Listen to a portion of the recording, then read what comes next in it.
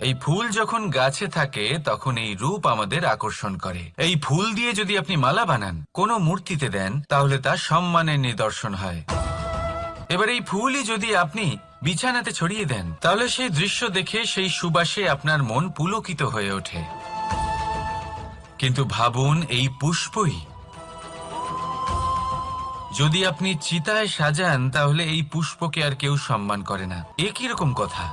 সেই একই পুষ্প এক পরিস্থিতিতে সম্মান পাচ্ছে, এক পরিস্থিতিতে নয়। কেন? কারণ এতেই লুকিয়ে রয়েছে একটা গুরুত্বপূর্ণ শিক্ষা।